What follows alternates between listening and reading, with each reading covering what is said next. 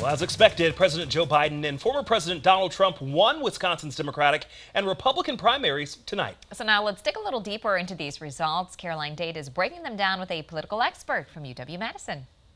Brandon and Amber, I'm here with Mike Wagner, a journalism and mass communication professor at UW-Madison. Mike, thank you so much for being here today. My pleasure.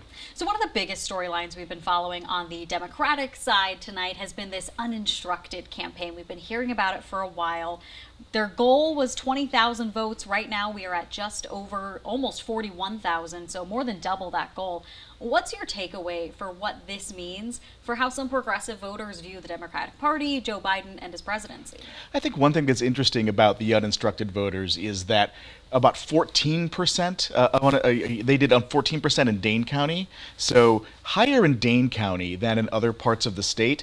And this is a county where they're likely to turn out for Joe Biden in the fall. So I think this might be a little bit of a protest vote, but these voters are very likely to come home in the fall elections. And Joe Biden needs them to if he wants to win. Absolutely. Dane County and Milwaukee County have to have huge turnout and large margins for the president. Yeah, I mean, in 2020, Joe Biden won the state by around 21,000 votes. Here, 41,000 statewide. So Joe Biden definitely needs those voters.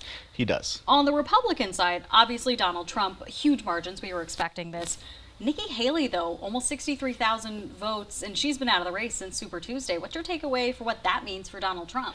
What I think was really interesting is that there's more total voters on the Republican side than the Democratic side, but Joe Biden has more votes than Donald Trump. So Trump is bleeding more of his voters than Biden is. So that's a good sign for Biden, a bad sign for Trump as he goes into the election. But just like Biden, most of these voters will come home to the Republican side. It's these folks in the middle, maybe 4 to 6% of Wisconsin voters who are up for grabs, and another couple of percent who may show up to vote or may not. Those are the people who the election will turn on in November.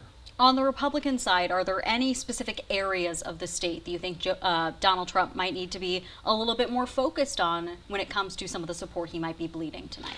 Well, you know, funny as it sounds, Dane County is a place where he might spend some time. He was up in Green Bay today, and he won that by 6 or 7 points in the last election, even when he lost the state overall. But there are more votes for him in Dane County and in Milwaukee County, and so he does need to spend some time in places where he's not going to be popular to try to gin up turnout in places where more of his voters might be living. He also needs to do better in the suburbs than he did last time. All right, Mike, thank you so much for joining us today. My pleasure.